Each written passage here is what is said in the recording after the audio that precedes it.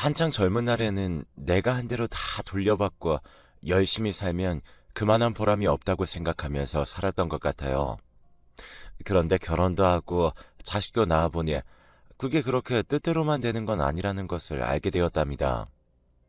살다 보면 많은 일들이 있지만 그런 와중에도 저는 끝끝내 열심히 사는 길을 선택했는데 왜 갈수록 나아지지 않는 걸까요?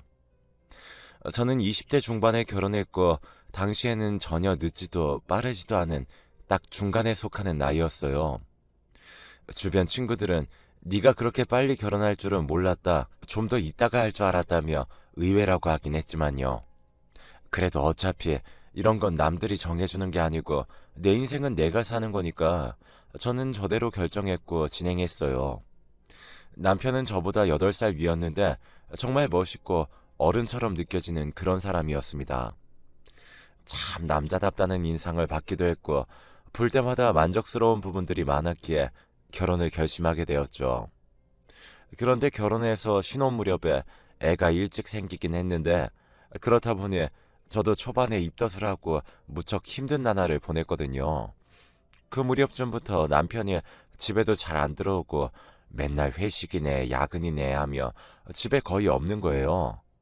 임신한 아내가 맨날 웩웩거리면서 힘들어하고 밥도 제대로 못 먹고 있는데 본인 일이 바쁘다는 등 시댁에 뭔 일이 있어서 고치러 가야 한다는 등 이런 말들을 하며 집을 비우기 일쑤였죠. 안 그래도 임신하면 여자가 예민해지는데 저를 이렇게 맨날 혼자 두고 밖으로 다니는 남편 때문에 너무 마음이 상했어요.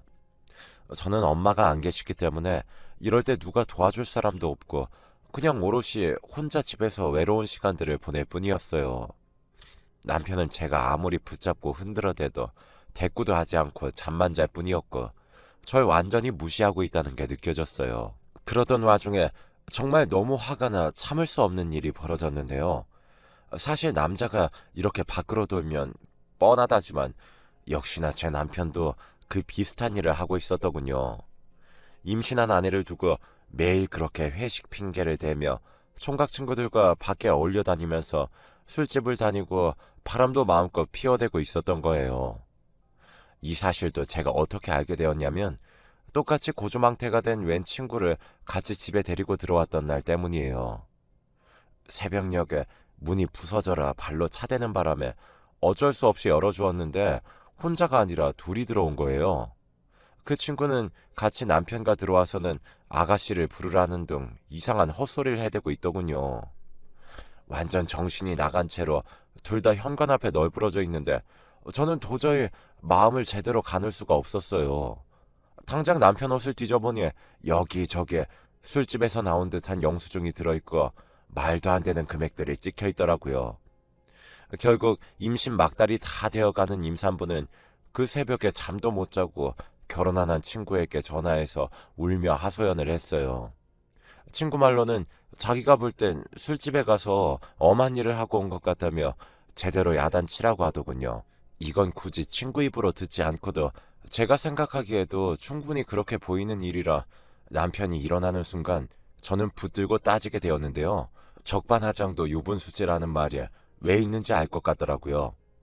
저희 남편 같은 사람 들으라고 만들어 놓은 것 같더라고요. 이 영수증 뭐야? 당신 지금 임신한 부인 놔두고 밖에서 바람 피고 다니는 거야? 빨리 일어나봐. 이에 남편은 거세게 성질내며 정말 믿을 수 없는 소리를 하더군요. 그때 옆에 같이 들어온 친구인가 회사 동료인가 하는 사람도 개슴츠레하게 눈을 뜨고 있었고요. 아, 자꾸 건드리지 마. 아, 졸려 죽겠는데. 가서 해장국이나 끓여와. 어디 여자가 남자 하는 일을 하나하나 다 참견질이야. 얻어맞기 싫으면 국이나 끓여. 이 말을 듣고 너무 피가 거꾸로 솟아서 저는 감당되지 않았고 계속 남편 옷을 붙잡고 당장 일어나라고 실랑이를 벌였는데요. 그쯤 되니 옆에 있는 사람도 좀 정신이 들었는지 일어나서 말리려고 하더군요. 그런데 그 순간 남편은 저에게 적어도 자기의 아이를 임신한 아내에게 절대 해서는 안 되는 행위를 해버렸습니다. 이미 수십 년 전 일이지만 이 일만 생각하면 다시 남편 멱살을 붙들고 싶은 심정이에요. 남편은 계속 자기 양복을 붙잡고 소리 지르는 제가 성가셨던 건지 저리 가라며 저를 옆으로 확 밀쳐버렸어요. 저는 저보다 머리가 하나 더 크고 몸집도 큰 남편에게 내쳐져 몸에 심한 무리가 갈 정도로 넘어지게 되었죠. 제가 넘어지는 소리를 들은 그 동료조차도 이젠 완전히 정신이 번쩍 들었는지 그렇게 마셔댄 술도 절로 깨버린 건지 달려와서 괜찮냐고 묻더군요. 왜냐하면 당시에 저는 아무리 대충 봐준다고 해도 배가 만삭인 임산부였어요. 당장 오늘 아기가 나온다고 해도 이상하지 않은 상황이었고요. 그런 상태로 밀려서 넘어졌으니 적잖이 무리가 갔으리라 생각했는지 그분도 정신을 확 차린 것 같았죠. 남이 봐도 당황스러워 달래기 일수인데 남편은 그 광경을 대충 보더니 짜증난다면서 그 길로 양복을 집어들고 나가버렸어요. 이날 얼마나 울고 또 울었는지 내내 배가 아릿하게 아파오는 느낌을 받아가며 괴로워했었죠. 아침이 되자마자 바로 병원에 갔고 조심해야 된다는 이야기를 몇 번이나 듣게 되었는데요. 사실 이런 말을 들을 사람은 제가 아니라 남편인데 너무너무 서럽더군요. 이렇게 저를 밀친 것도 용서할 수 없었지만 당장 너무나 큰 출산이라는 일이 제 앞에 있기에 참았습니다. 그리고 일주일쯤 지나 저는 아기를 낳게 되었고 무척 몸이 힘들었지만 그래도 아주 예쁜 딸을 얻게 되었습니다. 남편은 그래도 아빠랍시고 그 자리에 오긴 했지만 이후로 집에 왔을 때도 여전히 밖으로 돌며 애와 부인이 없는 남자처럼 지내더군요. 아기는 한창 울어대고 용품들은 부족하고 분유값도 적지 않은데 남편은 계속 월급을 아주 조금씩 드문드문 기분 내킬 때만 주었어요. 가뜩이나 남편에게 불만이 많았고 출산 전 겪었던 그 폭력적인 사태와 산후 우울증까지 거친 저는 도저히 참을 수 없었습니다.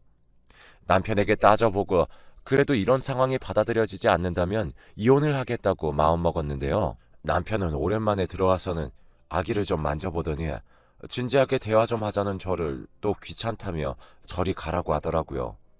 결국 마음속 깊이 묻어두었던 이야기를 아기를 보며 몇 번이나 참았던 이혼을 내뱉게 되었는데 남편의 반응은 상상 초월이었습니다. 뭐야? 이게 꼬박꼬박 내가 번 돈으로 사는 주제에 뭐? 이혼? 할 수 있으면 해봐. 이 말을 저에게 내지름과 동시에 옆에서 아기가 깨건 말건 저에게 물리적 행동들을 가하는데 결국 문을 열고 뛰어나가 옆집 아줌마를 불렀고 경찰을 불러 마무리하게 되었죠. 이 일을 겪고 나니 남편이 너무 무서워져서 반드시 이혼해야겠다는 결심을 했어요. 저는 아이를 데리고 작은 집만 갖고 나왔고 복잡한 절차 끝에 겨우 이혼하게 되었습니다. 당시 이혼을 하고 혼자서 애를 키운다는 게 얼마나 힘든 것인지 대충 상상만 해도 하늘이 노랬지만 역시나 세상은 만만치 않더군요. 100일 조금 넘긴 아기를 데리고 나와서 월세방을 전전하면서 아기가 시끄럽게 울어댄다고 쫓겨나기도 해보고 너무 힘들고 서러웠어요. 저도 몸이 아직 아물지 않아서 일을 할 수도 없고 어디 맡길 곳도 없었고 말이에요. 제가 얼마 갖고 있던 적금도 턱없이 모자라 결국 아기를 데리고 숙식할 곳을 찾았는데 거기도 자리가 없었어요. 결국 어떻게든 견뎌내가며 아기 낮잠 잘 시간만이라도 조그만 부업을 하며 간간히 생활을 견뎌내게 되었는데요. 그러다 보니 그 지옥같이 힘들었던 육아의 날들도 차차 지나가고 아기도 밤에는 어느 정도 잠을 자고 낮에는 제 말을 듣고 조금은 컨트롤이 되는 시기가 되었답니다. 덕분에 저는 아이를 어린이집에 보내놓고 고깃집이며 여기저기 돌면서 무조건 일하게 되었어요. 중간중간 아이가 아프다고 하면 또 식당의 사정을 말하고는 제가 애를 데리고 소아과에 갔다가 집에 데리고 있다가 열이 좀 내리면 같이 식당으로 데려와서 안쪽 방에서 놀게 하게 하기도 했고요. 돌아보면 아이가 어릴 때 가장 힘들었던 것 같아요.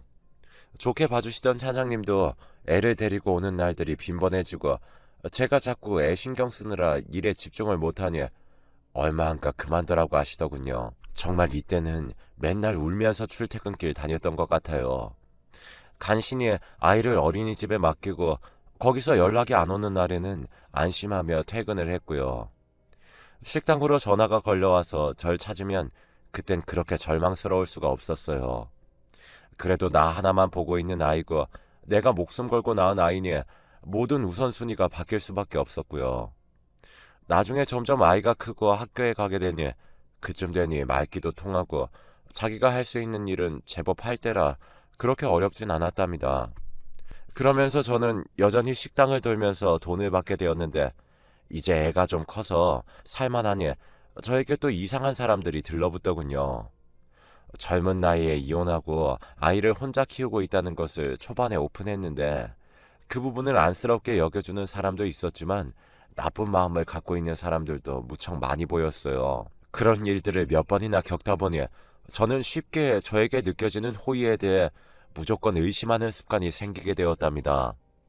누군가가 이혼하고 혼자 사는 거 힘들겠다며 선물 같은 걸 챙겨준다면 잘 받지 않게 되어버렸어요.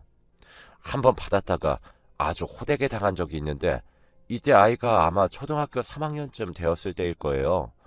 그때 일했던 식당 사장님은 크게 가게를 여러 곳 하시는 분이었는데 제가 처음 일을 구하러 갔을 때 사정을 말했거든요. 그땐 어쩜 이렇게 고생하면서 홀로 잘 키워왔냐고 대단하다 하셨지만 얼마 지나고서야 그 말도 다 가식적이었다는 걸 알게 되었어요. 매일 집에 가는 길에 음식도 챙겨주시고 우리 딸 용돈 주라며 얼마를 봉투에 따로 넣어주시기도 하고 처음엔 무척 좋은 분이라고 생각했죠. 그런데 글쎄 얼마 지나지 않아 본인의 흑심을 저에게 드러내시더군요. 저는 그날 듣고 얼마나 충격이었는지 그 길로 앞치마를 집어던지고 가게에 있던 제 조그만 짐들을 다 싸서 도망치듯 뛰어나왔습니다. 연정씨, 사는 게 참 고생스럽지? 맨날 돈 벌고 딸아이 키우고 너무 고생이 많아. 내가 좀 편하게 해주고 싶은데 자기도 한번 생각해볼래? 난 처음 봤을 때부터 연정씨를 아주 괜찮게 생각했어. 나랑 애인 사이로 지내는 게 어때? 월급에 100만 원은 더 얹어서 줄게. 이거 내가 진짜 연정씨를 귀하고 안쓰럽게 생각해서 그러는 거야. 정말 소름 돋도록 무섭고 끔찍하고 흉측한 이야기였어요. 그건 아이가 아파서 애를 업고 식당에 다니던 때 돈이 없어서 남은 쌀을 아껴서 밥을 짓고 아이랑 나눠 먹으면서 울던 날들보다 더 끔찍한 바닥이 있을 줄 생각도 못했죠. 내 아무리 힘들다고 한들 그렇게는 못 살겠다 싶어서 뛰쳐나왔고 집으로 몇 번이나 전화가 걸려왔지만 그때마다 끊어버리고 피했어요. 이렇게 제가 고생하는 와중에도 저는 딸에게는 이런 세상의 무섭고 흉측한 부분들을 보여주기 싫었고 모든 부분으로부터 눈을 가려주고 싶었어요. 기왕 나는 세상의 매운맛과 쓴맛을 다 봐버렸지만 내가 목숨 걸고 지켜낸 우리 딸아이에게만은 이불을 덮어서 가려버리듯 조금도 모르게 해주고 싶더라고요. 그래서인지 저는 더 딸을 열심히 공부시켰고 또 금방 식당에 취업해서 그쪽 아줌마들에게 아이들 키우는 정보나 학원 얘기 등 많은 것들을 물어가며 딸의 앞날을 위해 노력했어요. 사실 저도 한때는 한창 꿈이 많은 사람이었거든요. 그런 꿈들을 펼쳐보지도 못한 채 빠르게 결혼해서 힘든 생활을 하고 이렇게 자식만 먹여 살리고 있었지만 그래도 내 아이는 잘 되길 바랐어요. 다들 사는 환경이나 상황은 어떨지 모르겠지만 자식을 키우는 엄마라면 다들 그렇게 생각하잖아요. 나보다는 아이의 삶이 훨씬 더 행복하길 바라니까요. 그렇게 저는 여기저기 물어가며 학원 정보도 알아보고 딸 앞으로 대학교 학비용 적금도 힘들게 쪼개서 넣고 정말 갖은 고생을 다 했던 것 같아요. 딸은 중간에 사춘기가 한번 오긴 했지만 그렇게 심하게 겪진 않았고 제 엄마가 고생하는 걸 알아서 그런지 딱히 불만도 갖지 않고 열심히 공부하더라고요. 아마 돌아보면 그 아이도 불만이 없진 않았을 거예요. 넉넉지 않은 형편에 살면서 자기가 사고 싶은 책이 있고 옷이 있고 먹고 싶은 게 있다고 해도 저는 그걸 떡하니 사주지는 못했으니까 말이에요. 하지만 제가 늘 강조하던 대로 열심히 공부를 했고 독서실이며 집이며 공부가 잘 되는 환경이건 아니건 늘 끊임없이 좋은 성적을 내어왔어요. 또래 친구들이 남자친구 사귄다는 얘기를 할 때도 저는 그런 건 흘려들으라며 대학 가고서 생각하라고 했고요. 그렇게 저와 딸의 노력이 함께 합쳐져서 이후 서울에 있는 명문대에 입학하게 되었습니다. 그 학교는 저에게도 있어서 참 동경하는 곳이었고 멋지게만 느껴졌던 곳이었는데 그곳에 딸이 가게 된다고 하니 너무 마음이 설레더군요. 딸도 무척이나 보람있게 생각했고 저도 그간 모았던 학비 통장을 주면서 말을 했어요. 현주야, 이거 엄마가 쭉 모아놨던 거야. 좀 부족하지만 그래도 얼마간은 학비 걱정 없이 다닐 수 있을 거야. 서울 가서 작은 방 하나 구하고 공부 열심히 하고 있으면 엄마가 그 사이에 계속해서 학비 보내줄게. 정말 고생했어, 우리 딸. 한편으론 한 번도 본격적으로 떨어져 지내본 적이 없는 딸이었기에 과연 혼자 밥도 챙겨 먹고 잘 살 수 있을까 싶어 걱정되기도 했었죠. 작은 공간을 하나 얻어서 살게 되었을 때도 주인집에 잘 부탁한다며 얼마 더 챙겨드리고 수시로 전화하며 딸을 신경 썼답니다. 딸 역시 처음에는 서울에 홀로 가면서 약간 겁도 났는지 저에게 매번 전화를 걸었어요. 정말 사소한 것들 하나부터 열까지 다 말하기도 하고 저도 그런 우리 딸이 거기서 잘 버텨주기를 매일의 일상들을 잘 살아내주기를 눈물겹게 바라고 또 바랐습니다. 그렇게 입학 후 어떤 식으로 지내고 있는지 저에게 쭉 보고를 해왔고 딸의 학비는 몇 년 정도 안정되긴 했으나 매달 서울에서 생활할 돈들도 부족할 것 같아 너무 신경 쓰이더라고요. 현재 살고 있는 집을 정리해서 딸에게 갈까 고민했다가 그것도 딱히 대책이 없고 말이에요.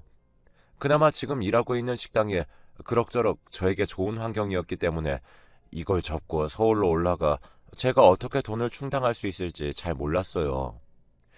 일단은 매번 그런 고민만 하면서 일하는 족족 딸에게 붙이고 저는 평소와 다름없이 아주 절실한 생활을 하고 있었답니다. 그러던 어느 날 허리가 너무 안 좋고 어깨에도 담이 온 듯 몸이 좀 아파서 그날은 출근을 하지 못했어요. 아무래도 매일매일 나가서 무거운 것들을 들고 반복적으로 힘쓰다 보니 무리했던 모양이에요. 그래서 집에서 쉬고 있었는데 이상하게 현관문 쪽으로 인기척이 들리는 겁니다. 옆집 사람인가 했는데 아닌 것 같기도 하고 일단 제 몸이 안 좋아서 신경 끄려고 하는데 누가 벨을 누르더군요. 웬 아기 목소리도 나고 해서 명절도 아닌데 누가 우리 집을 잘못 알고 왔나 싶어서 그냥 가만히 있었어요. 그런데 뭔가 좀 이상한 겁니다. 제가 대답을 할 때까지 기다리는 듯 했어요. 계속해서 벨을 누르기에 겨우 몸을 일으켜 그쪽으로 갔는데 딸이 반복해서 저를 부르고 있었어요. 안에 없냐면서 말이에요. 저는 너무 놀라서 얼른 확인하고 문을 열어주었는데 이렇게 갑작스레 연락도 없이 온 것에도 놀랐지만 한눈에 황당한 포인트가 너무 많아서 일일이 지적하지 못할 지경이었어요. 딸은 혼자 갑작스레 그냥 내려온 게 아니고 뭔가 용건이 있는 듯 비장한 표정으로 저를 보고 있었죠. 그리고 그 양옆으로는 딸이 데려온 듯한 사람이 있었는데 웬 키가 멀대같이 큰 남자가 저를 난감한 눈으로 쳐다보고 있더군요. 또 그 옆으로는 이제 막 아장아장 걸을 만한 웬 아기도 있었고요. 너무 당황스러워서 이게 뭔 일이냐고 했는데 딸이 하는 말에 저는 기절초풍할 뻔했어요. 엄마, 나 결혼할 거야. 이 사람이랑. 순간 제가 꿈을 꾸는 건가 싶어서 몇 번이나 딸의 눈을 쳐다봤지만 딸은 긴장한 듯 하면서도 아주 당당하게 제 눈을 보고 계속 반복해서 말하더군요. 너무 어이가 없어서 입도 열지 못하고 그냥 쳐다보고 있는데 그 와중에 그 옆에 있던 아기가 우리 딸 바지를 붙잡더니 엄마, 맘마 이런 소리를 내는 게 아니겠어요. 갑자기 이 광경을 보니 이제서야 정신이 들면서 현실을 인식하게 되더군요. 냅다 저도 모르게 소리를 지르게 되었죠. 엄마? 응? 엄마라고? 이게 다 무슨 일이야, 현주야? 네가 왜 엄마야? 네가 지금 몇 살인데? 우리 딸은 고작 20살이었고 딸 옆에 있던 그 아기는 아무리 그래도 한 3살 정도는 되어 보였고 그리고 그때까지도 옆에 서 있던 남자는 자기 정체를 전혀 알리지도 입도 뻥긋하지 못한 채 서 있다가 그제서야 입을 열더군요. 저 현주씨 어머님, 처음 뵙겠습니다. 이상훈이라고 합니다. 제 얘기 좀 들어주시겠습니까? 아, 이쯤 되니 머리가 너무 어지러워서 서 있을 수도 없는데 옆집 아주머니가 나와서 왜 이렇게 시끄럽냐고 하시는 바람에 결국 셋 다 집 안으로 들였어요. 거의 반은 넉나간 상태로 얘기를 들어보니 정말 가관도 이런 가관이 없더라고요. 앞서 제 얘기 쭉 들어보셨으니 아시겠지만 제가 어떤 마음으로 딸만 바라보며 힘들게 살아왔는지 알 수 있으실 텐데요. 그런 저에게 딸은 정말 발등을 찍어도 보통 세게 내려 찍은 게 아니었어요. 일단 불행 중 다행인 건 아무리 생각해도 시기상으로 맞지 않기도 하지만 그 아기는 딸의 아이가 아니었어요. 하지만 이게 문제가 아닌 게 딸은 그 아기의 엄마가 되기로 마음을 먹었다는 것이에요. 처음에는 듣고 무슨 자선 사업이나 봉사를 하려나 싶은 바보 같은 생각까지 들었죠. 아니, 그렇게 생각하고 싶은 심정이었습니다. 아무리 100번 양보하고 또 해도 이제가 20살이 되어 명문대에 진학해서 생활한 지 6개월쯤 된 아이가 17살이나 많은 아르바이트 가게 사장과 눈이 맞아서 결혼하려고 하고 그 남자의 아이의 엄마가 된다는 걸 받아들일 수 없었으니까요. 기가 막혀도 너무 막히는 게 같이 따라온 저 사장은 나이가 37이었습니다.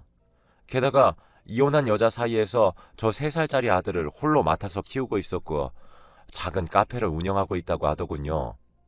그런 와중에 아르바이트생으로 들어온 제 딸과 눈이 맞게 된 거예요.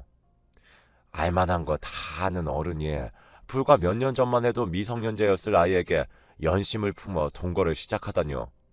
어쩐지 주인집 아주머니가 딸이 집에 자주 없는 것 같다고 해서 좀 이상했어요. 그 집에 가서 지들이 엄마 아빠 놀이에 소꿉놀이라도 하는 마냥 셋이서 동거를 하고 있었던 거예요. 와중에 그 남자는 계속 고개를 숙여가며 앵무새처럼 죄송하다고 결혼을 허락해달라고 행복하게 해주겠다는 말만 반복하고 있었죠.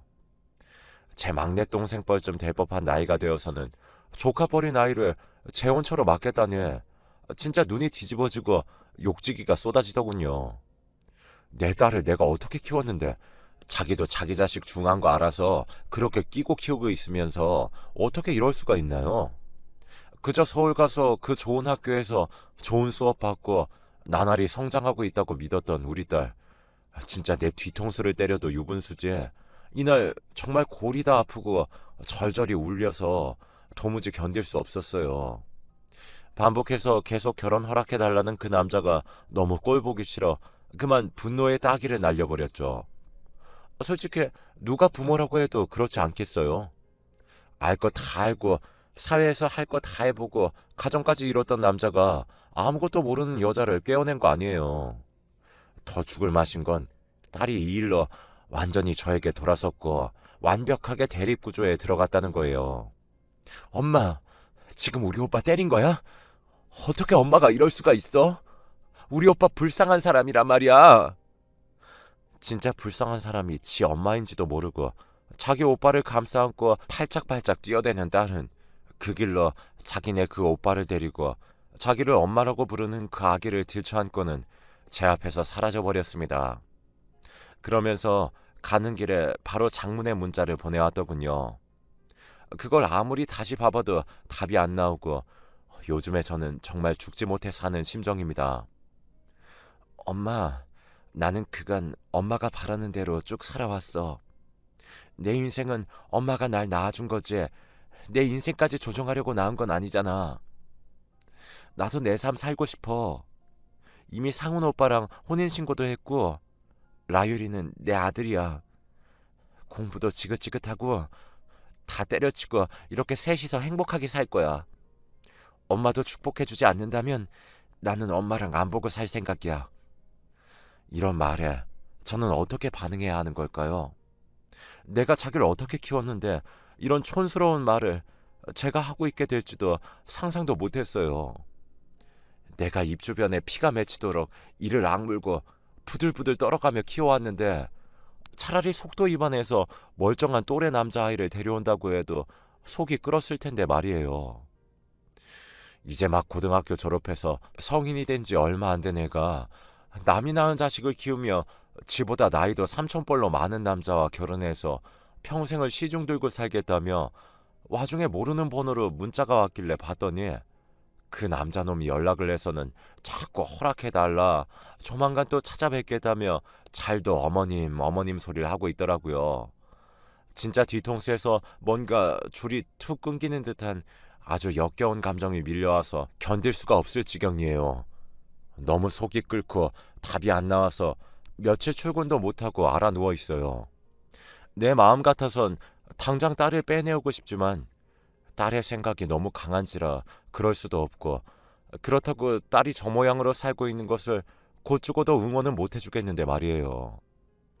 제가 쓰러지고 그냥 다 끝이 나봐야 딸이 정신을 차려줄까요? 요즘 뭘 생각해도 의욕이 없고 가슴이 멍든 것처럼 아파옵니다. 그간 내가 무엇을 위해서 살아온 건지 딱히